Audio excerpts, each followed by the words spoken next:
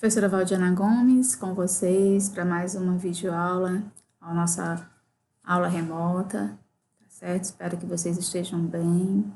A orientação da nossa aula de hoje é agenda, como vocês já sabem, a gramática de vocês, tá certo? E eu gostaria de começar, como sempre, né, com a nossa acolhida, o momento em que a gente aproveita para falar um pouco com Deus, para exercitarmos a nossa espiritualidade tão importante, tão necessária em tempos, né, de pandemia, em tempos em que a gente precisa realmente fortalecer a nossa fé. Então, eu trago para vocês hoje a mensagem Acredite em Você, tá certo? Essa mensagem, né, eu espero que possa, de alguma forma, suscitar em vocês esperanças, desejos, sonhos, tá certo? Então, vamos lá. Você não precisa seguir na mesma direção das outras pessoas. Seja diferente. Faça as coisas diferentes. Não é porque uma pessoa faz determinado trabalho de uma forma que você precisa fazer da mesma maneira. Procure maneiras de fazer o mesmo trabalho de uma forma mais rápida e eficiente. Faça a diferença onde quer que você esteja. O sucesso se conquista nas pequenas coisas, né? Então, é assim que a gente inicia a nossa aula de hoje, tá certo? Acreditando em você, né? Você fez aí semana passada as suas atividades avaliativas. Espero que vocês tenham tido um bom resultado, um bom desempenho, tá certo? Tanto, né, de aproveitamento mesmo, de revisar alguns conteúdos com as nossas videoaulas. O nosso objetivo, ele é esse, tá certo? De favorecer a aprendizagem de vocês em todos os momentos. A indicação da aula de hoje, né, é a correção das atividades da página 105 a 113. Mas relembrando que na própria videoaula nós resolvemos a 105 até a 107. Então, hoje a gente começa, né, a nossa correção fazendo a atividade da página 107, tá bom? Então, comigo aí, a gente vai agora fazer, tá certo? Toda essa análise, toda essa correção, levando em consideração a página 107. E aí, pegou sua gramática? Tudo certo? Podemos começar? Sua agenda. Importante que você faça a notificação na sua agenda para que não fique nada atrasado, tá certo? Nada para fazer depois, tá bom? Então, vamos lá. A indicação da página 107 começa lá com semântica e discurso. E mais uma vez relembrando, professora, mas aí na agenda tem 105 a 113, mas a gente resolveu na aula passada, na própria videoaula, a 105, a 106 e a 107, tá bom? E agora a gente vai dar continuidade realmente à correção, agora sim na resolução a correção da 107, 108, 109, 110, 111, 112 e 113, tá bom? Então vamos lá. Leia. A menina comeu um pêssego. Minutos depois, ela comeu outro pêssego. A menina colocou água no copo. Minutos depois, ela colocou mais água no copo. Agora responda. Quantos pêssegos a menina comeu? Aí, né? Precisava nem da ajuda do tio Humberto, né? Do professor Humberto. A menina comeu um pêssego. Minutos depois, ela comeu outro pêssego. Mais um, ela comeu 2 pêssegos. Somando a água que a menina colocou no copo, a água que ela acrescentou, o que há no copo? Apenas água, ou um pouco mais de água, mais água, tá certo? Ao responder, sexto ano, né, queridos alunos, as perguntas acima, você certamente observou que um pêssego somado a outro pêssego resulta em 2 pêssegos, verdade? Enquanto uma porção de água acrescentada a outra porção de água resulta em mais água ou apenas água, tá bom?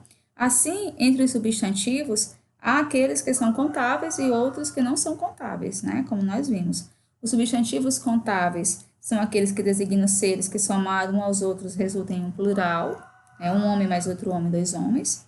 E os substantivos não contáveis são aqueles que designam porções de alguma substância que, acrescentadas a outras porções da mesma substância, resultam ainda em uma porção não da substância diferente, óbvio, continua sendo da mesma substância, mas a gente não pode contar, né? Uma porção de água mais uma porção de água, a gente não vai ter uma coisa diferente, a gente vai ter água em uma quantidade maior, tá certo? Aí vamos lá para a página 108. A receita culinária é um tipo de texto que são empregados muitos substantivos. Leia a receita a seguir, dada por Julieta, personagem de Ziraldo, e depois responda as questões de 1 a 5, né?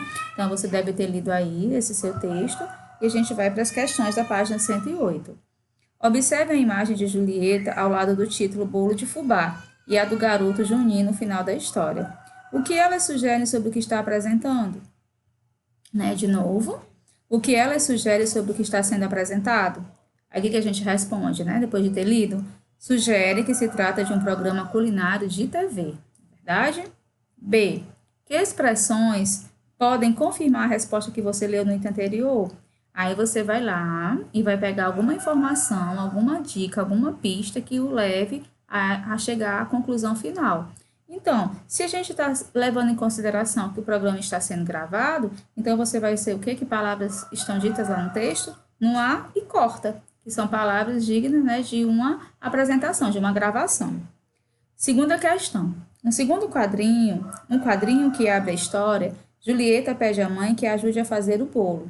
A mãe responde com o ditado popular: ser mãe é padecer no paraíso. O que a mãe de Julieta quis dizer com isso? Então, ela quis dizer que é muito bom ser mãe, mas que esta não é uma tarefa fácil. É verdade. Terceira questão. As receitas apresentam duas partes, certo? Ingredientes e modo de fazer. Localize na história onde estão essas partes, né? Então, você volta lá para o texto, vai procurar com calma, né, essa parte conforme a questão está pedindo. Os ingredientes são apresentados no cartaz, mostrado por Julieta, lá no segundo quadrinho, né? Tá bem visível. O modo de fazer é explicado pela história, certo? Aí você vai para a página 109, na quarta questão. Separe em dois grupos os seguintes substantivos empregados na receita: ovos, xícara, açúcar, fubá, colheres, leite, gemas, forma e bolo. Aí você vai colocar, né, conforme a indicação do livro. Nós temos aí os substantivos contáveis e temos os substantivos não contáveis. Estamos aí na página 109 para você acompanhar bem, né, organizado. Então, vamos lá. Quais são os substantivos contáveis sextuanos? Aí nós temos ovos, xícara, colheres, gemas, forma e bolo. E os não contáveis, nós temos o açúcar, o fubá e o leite. Tá bom? Quinta questão. Que recurso foi usado na receita para dar ideia das quantidades relativas aos substantivos não contáveis? O emprego de substantivos que indicam medidas: xícara, colher, grano. Certo? De novo, o emprego de substantivos que indicam medidas: xícara, colher e grano. Entre os substantivos coletivos, há aqueles que indicam conjuntos com quantidades precisas e os que indicam conjuntos com quantidades imprecisas. Associe os coletivos, destacados em cada uma das frases abaixo, à característica que eles apresentam. 1. Indica quantidade precisa. 2. Quantidade imprecisa. Então, a denominação do 1 vai ser, né, para quantidade precisa, aquilo que a gente vai poder determinar, quantificar. E o 2, o que a gente não vai poder. Então, vamos lá. Comprei uma dúzia de bananas. Então, indica uma quantidade precisa. Então, a gente coloca o número 1. B. Um bando de gaivotas está sobrevoando a praia. Um bando indica a quantidade imprecisa. Então, a gente usa 2. Se eu levar uma grossa de laranja, quanto vou pagar? Então, indica a quantidade precisa. Então, o número 1. Faz uma década que você não aparece por aqui. Indica a quantidade imprecisa. Número 2. Uma quadrilha especializada em golpes pela internet foi presa ontem, né? Então, lá, indica a quantidade imprecisa. Uma quadrilha, né? Então, a gente, número 2. Aí, naquela questão ali no item C, caso haja dúvida, né? Uma grossa, ela equivale a 12 dúzias. Se equivale, né? Um bando... Se eu levar uma grossa de laranja, quanto vou pagar? Então, indica uma quantidade precisa, 12 dúzias, tá certo? Que é o item C. Caso alguém tenha dúvida, nunca tenha escutado falar nessa palavra, tenha achado estranho, tá bom? 7. Pesquise e tente descobrir. Quanta manteiga cabe aproximadamente uma colher de sopa? 50 gramas, tá bom? Quanto óleo é em uma lata de óleo? 900 ml. Quanta carne é em uma arroba? 15 quilos. Quanto açúcar é em uma tonelada? 1.000 quilos. Quanta farinha cabe aproximadamente em uma xícara? De 100 a 115 gramas, tá certo?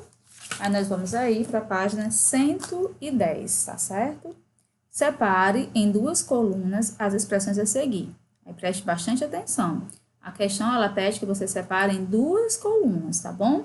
Na primeira, escreva aquelas que indicam quantidade, pequena quantidade. Na segunda, as que indicam quantidade grande, né? Grande quantidade. Se você não conhecer alguma das expressões, pergunte a pessoas mais velhas qual é o seu significado.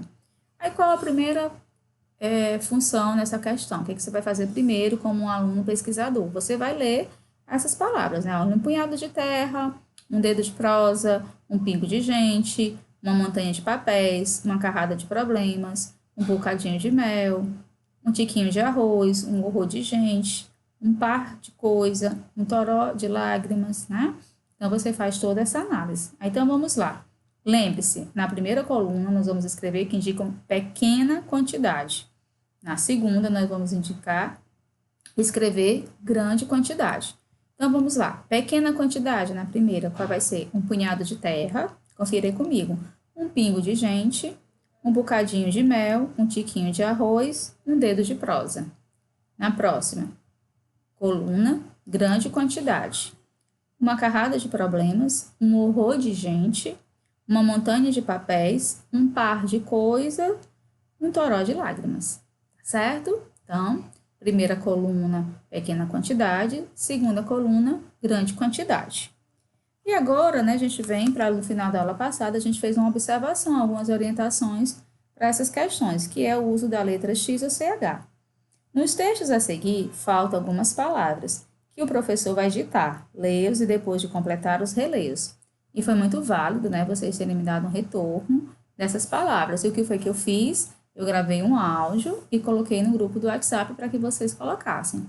Né, vários alunos vieram no privado, tia, escreve. Não poderia escrever, pessoal, porque faz parte da atividade, vocês são tão espertos, né? Faz parte da atividade a escrita correta. O que a gente está querendo saber é se, de acordo com aquelas regras que foram dadas no final da outra aula, vocês conseguiram identificar quando vai usar o X e quando vai usar o CH, tá bom? Então, vamos lá. O berimbau é um instrumento de percussão trazido da África. Ele só entra na história da capoeira no século XX. Antes, o instrumento era usado pelos vendedores ambulantes para atrair fregueses. O arco vem do caule de um arbusto. Aí, ó, chamado. Né? Então, esse chamado com CH. Chamado. Berimbau, comum no Nordeste, que é fácil de envergar. A cabaça feita com o fruto da árvore do cabaceiro funciona como caixa. Aí, caixa com X, tá certo? De ressonância. Usa-se uma baqueta, vara de madeira de 40 centímetros, e o dobrão, peça de cobre, parecendo uma moeda com 5 centímetros de diâmetro. O cachixi, com 2x, tá certo? É uma espécie de chocalho, aí com CH, feito de palha e com fundo de couro. Dentro dele se põem sementes, pedrinhas e búzios. A palavra capoeira não é de origem africana. Ela vem do tupi e tem dois significados. Pode ser mato ralo ou uma espécie de cesto para carregar animais e mantimentos. Aí o texto é de Marcelo Duarte, o Guia dos Curiosos, Brasil, São Paulo, Quanta Pux, 2011, página 49 e 50, tá certo? Aí na sequência, na página 111, nós vamos para o texto capoeira. Aí vamos lá ver o que o texto diz e está faltando uma palavra para a gente completar o texto, tá bom? A origem do esporte é polêmica. Segundo alguns historiadores, ele nasceu de um ritual angolano chamado Ango, dança da zebra. Uma competição entre os rapazes das aldeias para ver quem ficaria com a moça que atingisse idade para casar.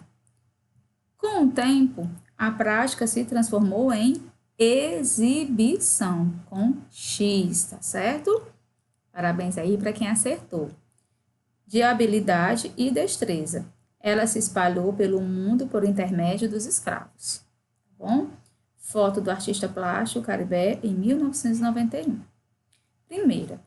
Em alguma das palavras que completam os textos, o som X é gravado com a letra CH. A. Quais são as palavras grafadas com X? Aí você volta lá para o texto, né? Certo? E você percebe que ele se refere aos dois textos, aos textos, né? Quais são as palavras grafadas com X? Aí você vai colocar no item A. Caixa, cachiche e exibição. Todos com X. Caixa com X, cachiche com 2x e exibição. Certo? B. Em quais das palavras grafadas com X, essa letra tem o som de X, né? Encaixa, ó, X. E cachiche, certo?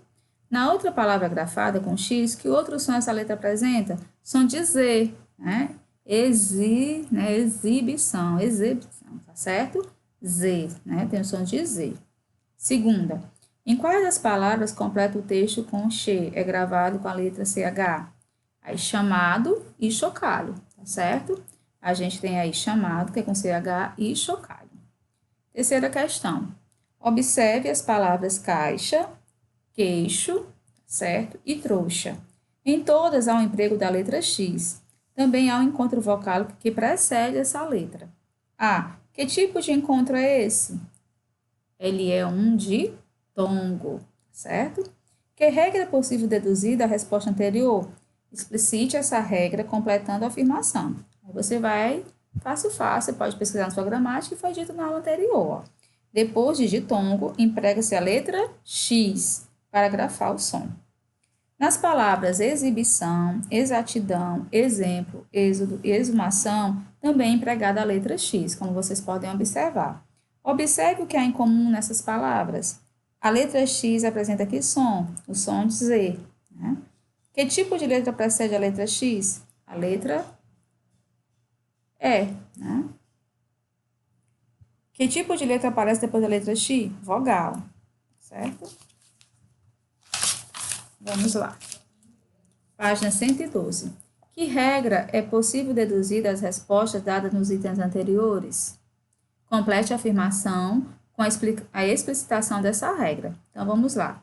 Geralmente, nas palavras iniciadas por E, né, e antes de vogal, emprega-se a letra X para representar o fonema Z. Né? Mas sempre essa regra está fechada, professor, nós temos exceções. Por exemplo, a palavra esôfago, né? A gente não vai usar o X, a gente usa o S. Esoterismo, a gente também não usa o X, a gente usa o S, certo? Página 112. Em cada sequência abaixo, todas as palavras estão grafadas corretamente, exceto uma. Identifique-a e reescreva com a grafia apropriada. Então, vamos lá.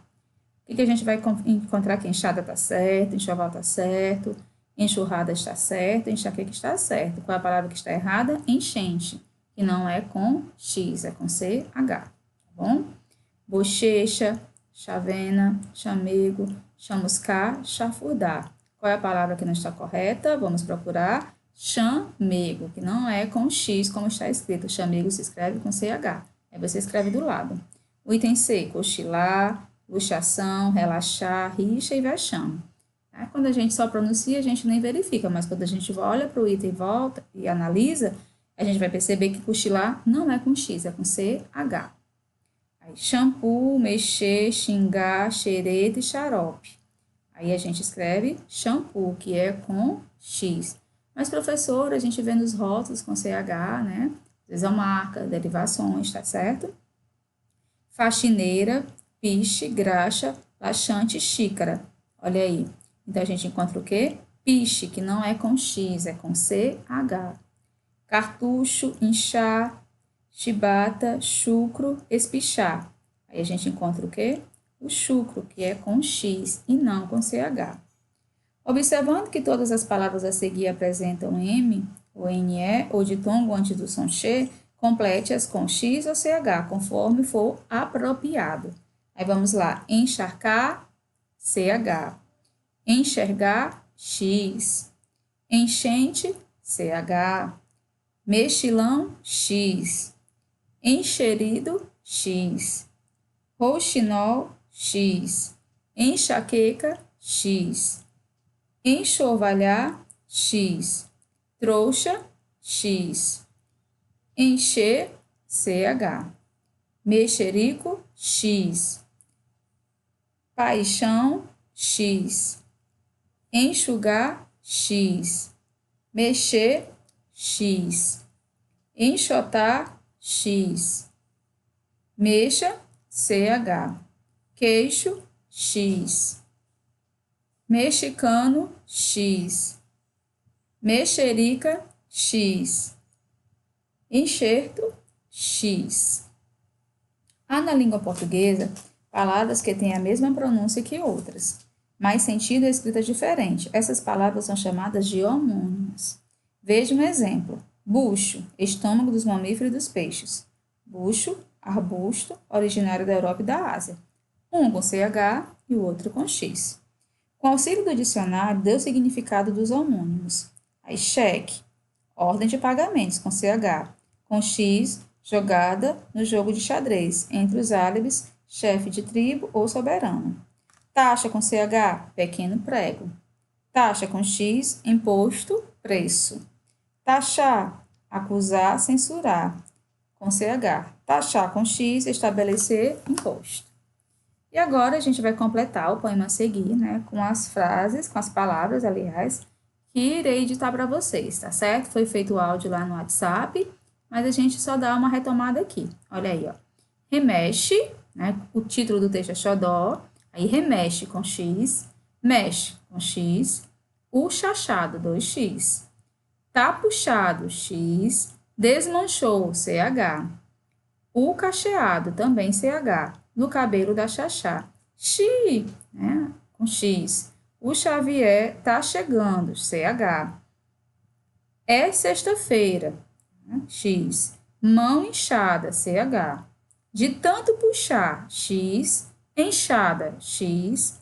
Relaxou, X. Com a chuveirada, CH. Tá cheiroso, CH. Pra chuchu, CH, CH. Diz que até passou shampoo, né, com X, tá bom? Vai dar chabu, também com X. Desenchabido, também com X. Vê chachá no remeleixo, também com X. Fica xoxo, 2 CHs, né? Faz muxoxo, XX. Pede choro, CH. Na cachaça, também CH. Vai pedir explicação. É Xangô, é explosão. Não exagera, Xavier, com esse xodó, X. Você ainda pega um xilindró, X. Remexe, com X. Mexe, com X. Xavier tá exaltado. O machixe, né, 2x. Tá danado. Bate coxa, X. Caprichado, CH. Xavier engana Xaxá. Xavier tá enganchado, CH. Ao som do chique-chique, né? Chique-chique, X e X.